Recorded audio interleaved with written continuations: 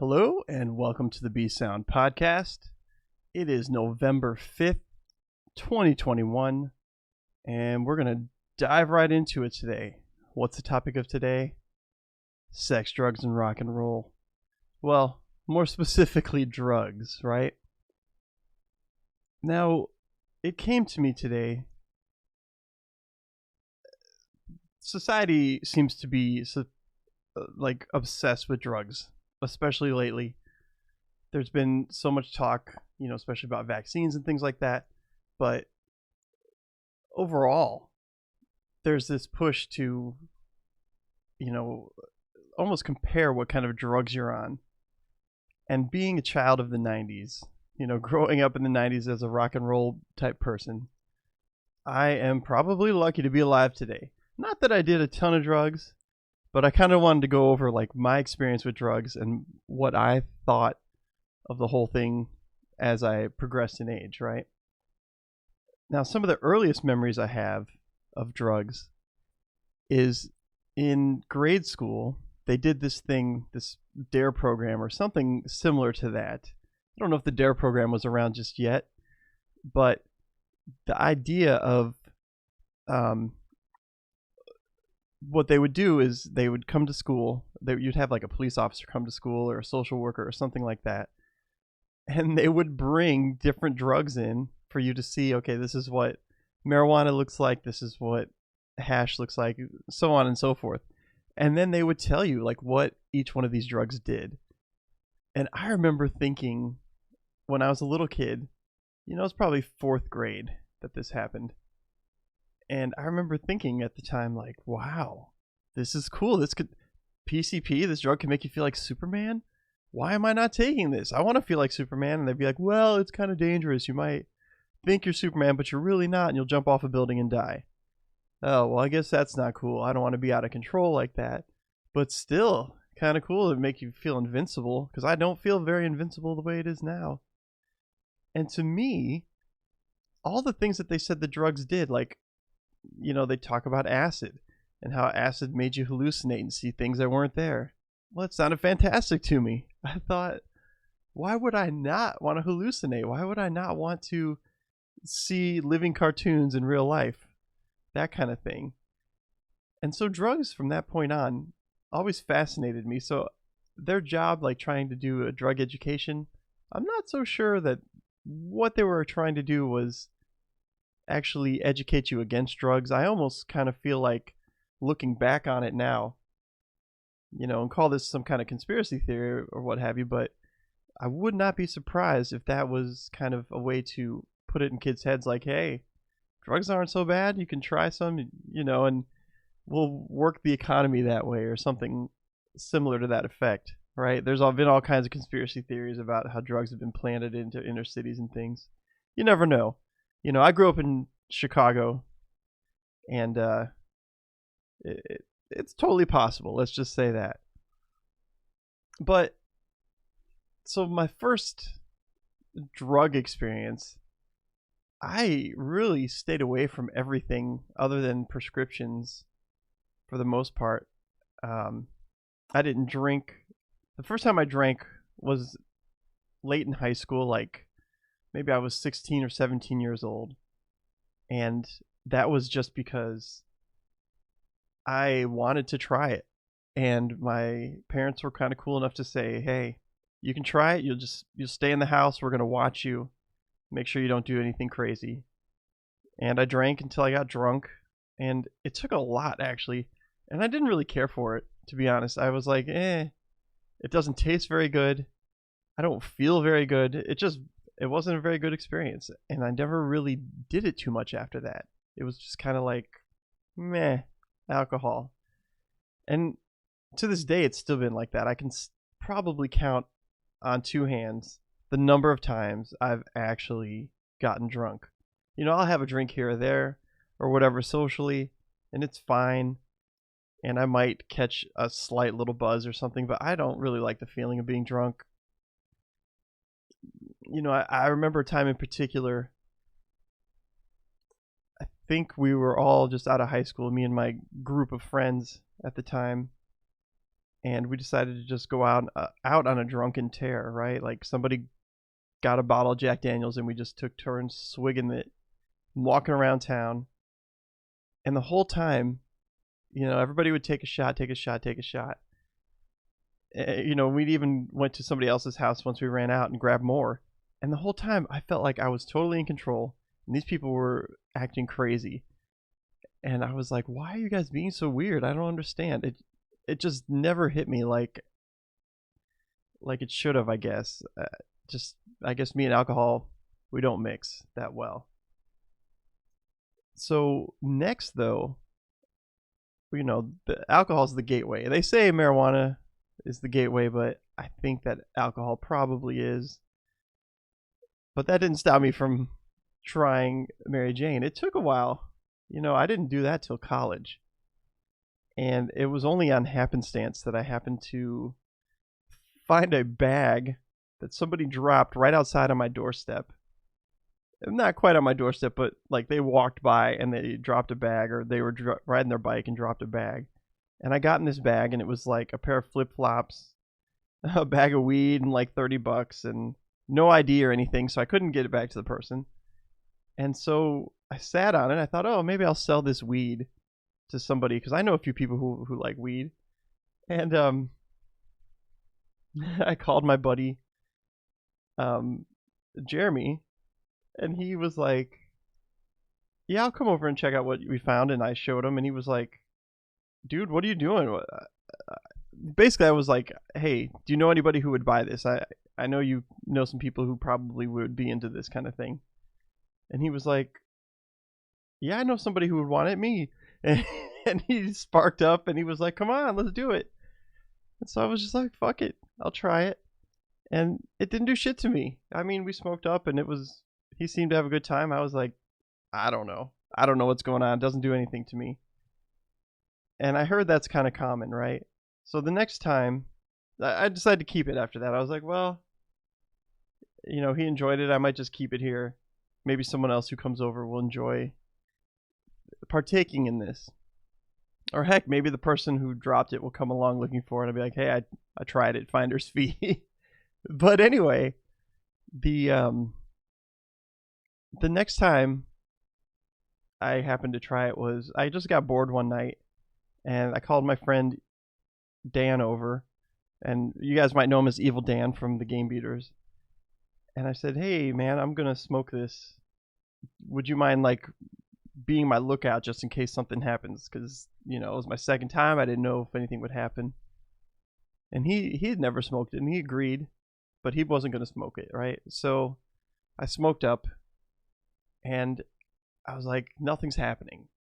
I made like a whole joint, smoked it, everything. Nothing happened at all. And I said, let's go out. And he's like, are you sure? You're kind of stoned. I'm like, I don't really feel anything. And we went out on the town, just walking around. This is a pretty small town we lived in. And I started getting angry about it. I was like, why doesn't stuff affect me? And I was like getting upset. And some people came along and they yelled something at me. And him, like we were kind of outcasts in that town.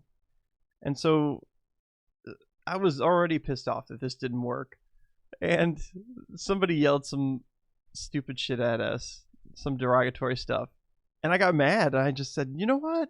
Fuck you. And I went off on him, and I started screaming at him. And they split really quick, but I remember Evil Dan being like, holy crap, weed makes you angry, dude. We can't give this to you anymore. And I'm like, it's not that. I just don't feel anything.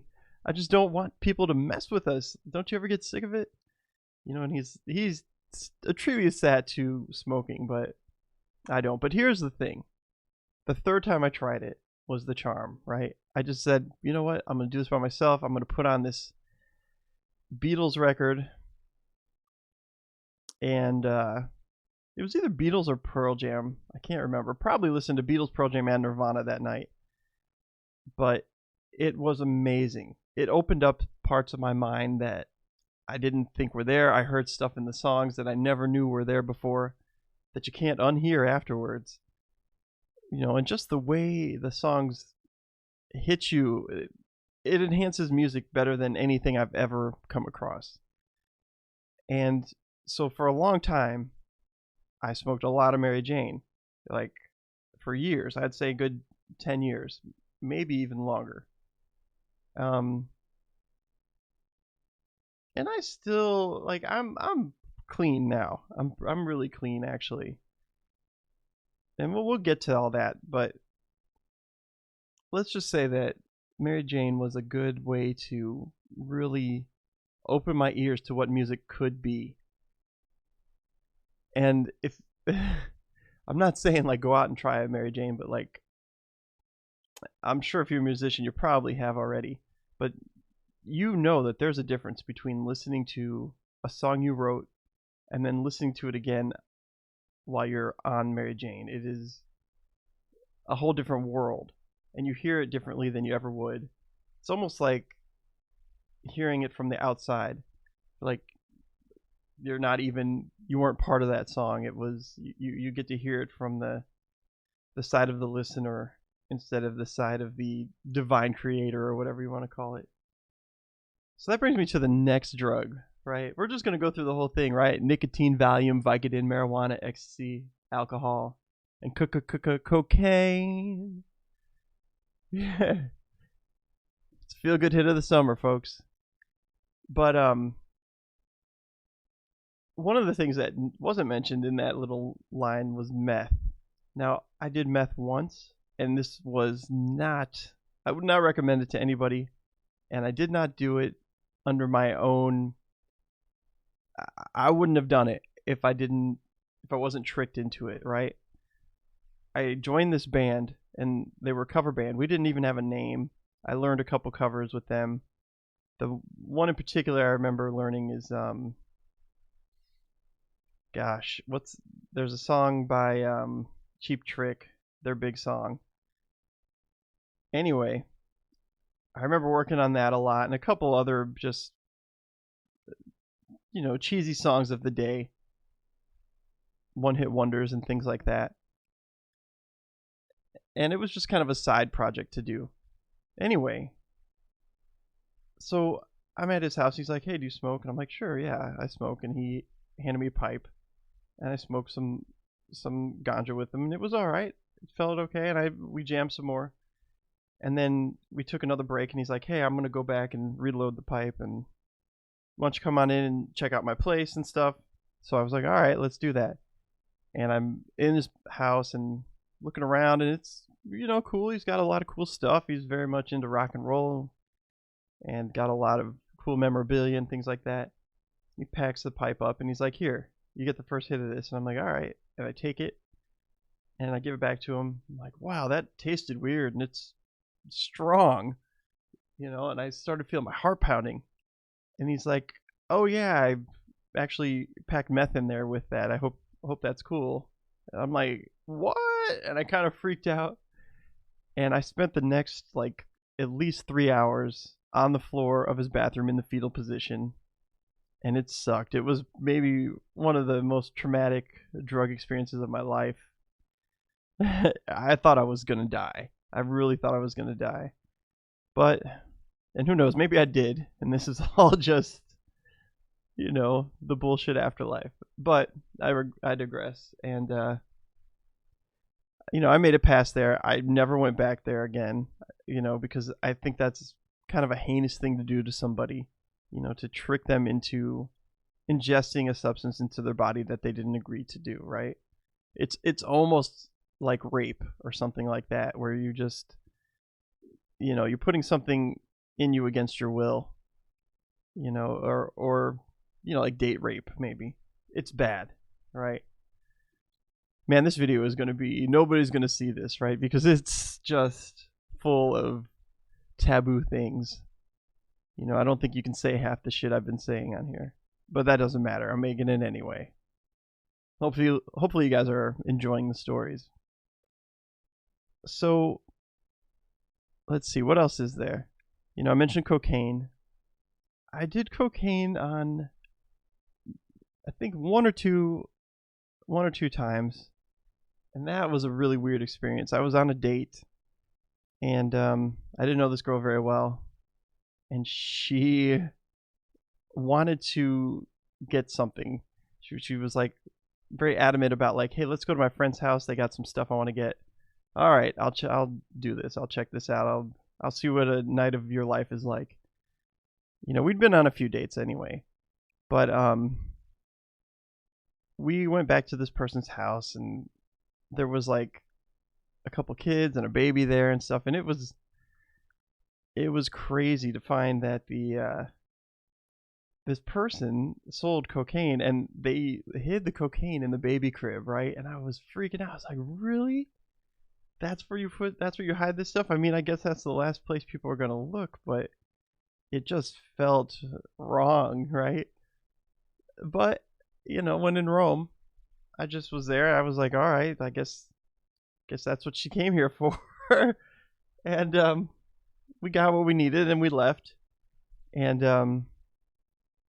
we went back to her place, and I did a few cocaine lines. I don't know, and it was interesting. It didn't really feel like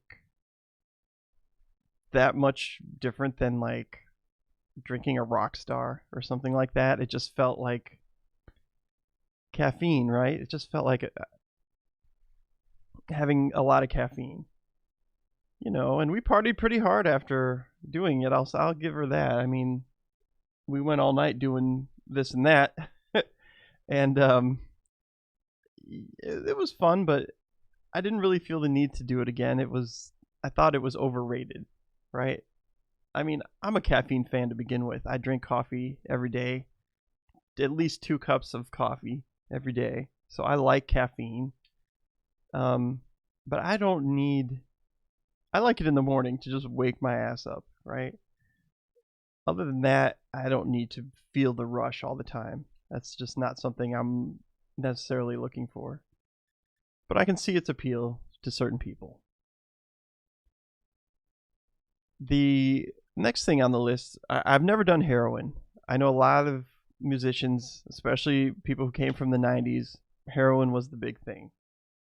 You know, I've done its brother, right? I've done morphine, but that's under hospital circumstances, right? And I'll get into that. You know, for a long time I was debilitated with a lot of pain, and it led to where they would give me a lot of morphine and other pain medications. Like I'd have morphine drips at the hospital and this and that if I had a really bad swell up or a really bad episode. But you're too much in pain to really enjoy the ecstasy side of the morphine, right? So, but it's still a little addictive. I'm pretty lucky to have a non-addictive personality when it comes to those kind of drugs. Like I can feel a little pull on it where I'll be like, oh, I'd like some, but I'm okay without. You know, I've been on morphine for like 2 months straight, stuck in the hospital, and they basically quit me almost cold turkey. You know, sent me home with a couple pills just in case I had more pain or whatever. And I probably went through some of them and gave the rest away or whatever. But so that's never been like a thing that I needed to have. There was a point where I was where I did take some pills sometimes just to feel the, like I would have the pain end, and then I'd be like, well, I'm kind of bored. I'll take one of these pills and see if I can get the nauseous feeling it gives you, which is weird. I don't know why you'd want to aim for the nausea, but that's what I did. And sometimes it would feel good, sometimes I would hate it. And eventually I was just like, you know what? This is not helpful. This is not helpful for me at all. It doesn't really do anything for me. It's not like smoking weed where you can listen to music and really enjoy it, where it opens your mind to something else, right?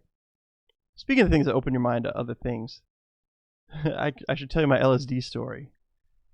Now, with LSD, alright, so I wanted to try LSD really bad. I was into the Beatles. I loved the way that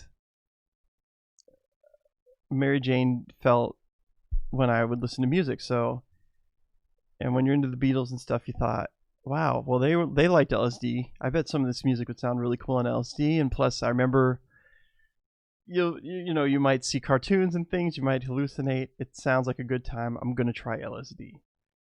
So I remember asking around. I worked at this grocery store called Eagles in Macomb, and finally I talked to a guy who's like, "Yeah, I got some.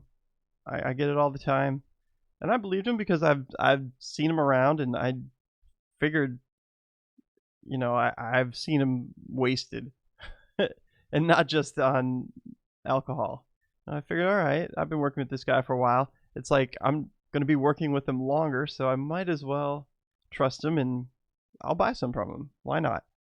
So I got paid, gave him a bunch of money, and he's like, all right, I'm gonna go get it. And the dude ends up he ends up never coming back. Didn't come back to work, and just that was it. And eventually I caught him when he came back to get his final check, but he like quit that day for some reason.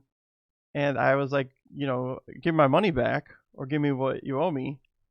And he basically was just like, fuck you, and left. There was not much I could do about it. What am I going to do? Go to the police and be like, hey, I tried to buy LSD and this guy screwed me over. So I tried LSD one other time. That obviously that didn't work out. And I tried to buy it from another friend. Well, from a friend of a friend. And they brought back some little stamps or whatever, and I tried it. Nothing happened. It was bunk. And at that point it was like, you know what, maybe this isn't in the cards for me, and I've never actually attempted to try it again. So LSD is one I missed out on, but I have done mushrooms a few times, and I got some cool mushroom stories. The two I can remember offhand, it's always been a good time for me. I always would laugh and laugh and laugh so much. I'll just tell one of them. If you guys want to hear another mushroom story, I'll tell it, but you got to let me know in the comments, right? But one mushroom story I can remember is I had a newly formed band, and I had a bass player that I've been with for a long time, my friend Justin, who passed this past year, and a couple other guys were in the band, but it was the bass player Justin and I we got done practicing. People were going home, and Justin pulls out this bag and says, "Hey, I got these mushrooms, and they're encased in chocolate." And I was like, "Yeah, I'll take some." And I bought some from him, and we ate them right there. And because our bass player was going to give us a ride home anyway, we rode with him, so it was cool. We could enjoy it. Well, they start kicking in, and all of a sudden a cop shows up, and he's like, "What's everyone doing out here?" And and like I was kind of freaking out, and I know he was too. And our bass player played it cool. He was like, "Hey, we're just got done practicing. We practiced way out here in the boonies. There's my generator that we use for power," and blah blah. He showed them all around, and the cop was cool, but Justin and I were just like both laughing and scared out of our minds. Like, oh crap, this is bad, and we'd start laughing about it. And he didn't seem to care. He was happy talking with the bass player, and it went fine. And then I go home later that day, and I am just laughing and laughing. And my wife at the time's like, what's wrong with you?" I told her the whole story. She's like pissed, and like, "I can't believe you could have went to jail," and she's all mad. And I just couldn't help it, and I cracked up in her face. I'm like, "Ah, it's so funny." And I just laughed until I cried. And that's what mushrooms were like for me. I mean, you see trails and you see things, but it wasn't like, it just kind of made me happy more than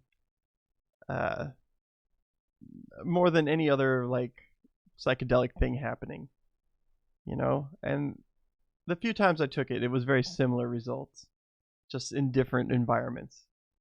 And I've been with people who didn't have good results on it, taking the same thing I did. So I do think it has to do with your state of mind. Other things I've done, I've done tobacco a few times. I got into vaping for a while, which is, nicotine. That's an interesting buzz there. I don't do that anymore, but there was a good year where I just vaped like crazy.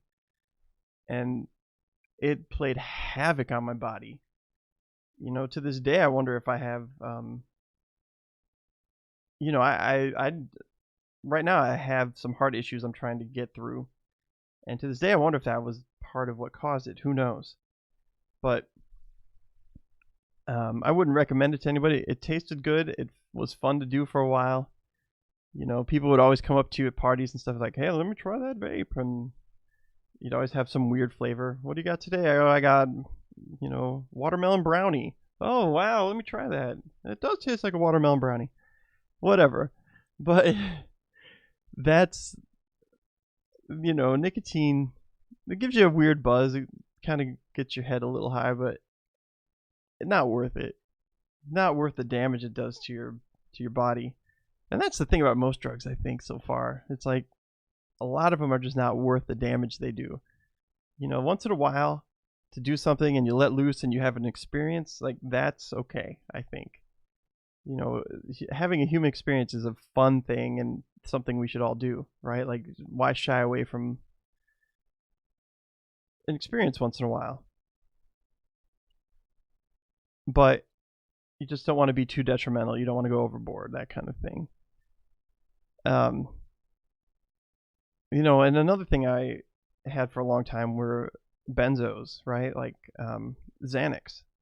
Now, Xanax is a weird one because for years and years and years, like I was struggling with like depression and what do you call it? The social anxieties, right? And I would have like debilitating on the floor kind of panic attacks, kind of like I explained with the meth thing, except didn't take anything. Like it would just happen. It would just creep up on me and I'd fall to the floor and I couldn't handle it, right? So they tried all these different things, Prozacs and things like that, and every one of those things messed with my brain so bad that it wasn't worth it, right? I would just rather go through the panic attack than deal with being a zombie or deal with the depression that it actually gave, right? So, but the one thing that I did find that helped was Xanax. Now, they gave me Xanax for a while, and it was like, wow, this actually works. It actually, like, I can take it before I go to class or whatever, and I'm calm enough to make it through and get through everything I need to do and then go home and have a good night's sleep. It worked out really well. And eventually the war on benzos came, and they changed it to something else, which got changed to something else, and got changed to something else, and that whole deal. And by the time they came around to what they finally ended up giving me, it was like, again, not worth it. And I'm fine with that at this point.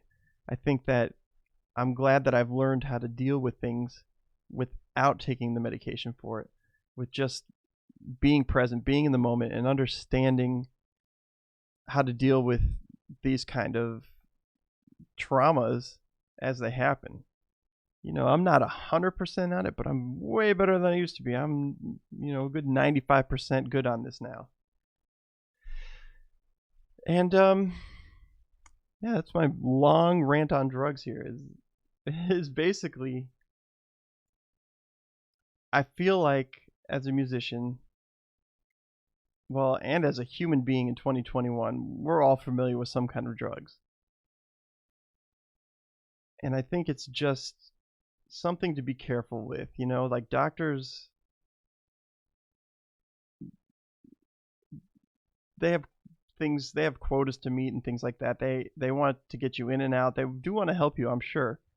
But at the same time, their back's against the wall with certain things. I know my doctor couldn't give me the benzos anymore. They couldn't give me the things that were actually helping. Even though they did help, because there's pressure. There's pressure out there, and they're,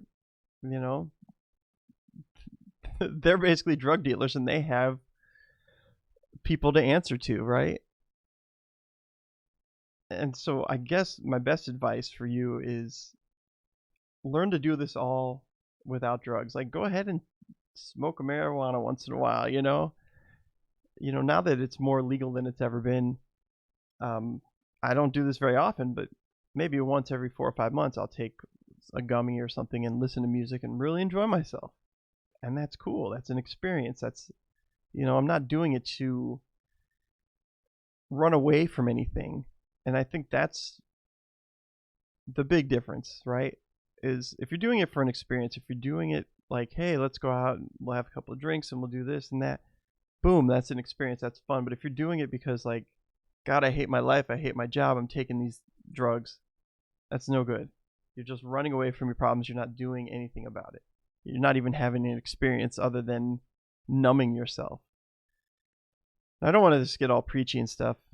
You do what you want to do. It's your body. It's your life. And I hope you make it a good one. And with that said, if you like this video, give it a like. If you dislike it, go ahead and dislike it. Share it if you want to share it. Hell, if you even see it, it would be a miracle. Because I think that this is kind of taboo stuff to talk about on YouTube. But fuck it, right? So with that being said, leave a comment below if you'd like to hear any more stories. If there's anything you have questions about, I'm happy to answer them honestly and authentically as possible. And until next time, be sound.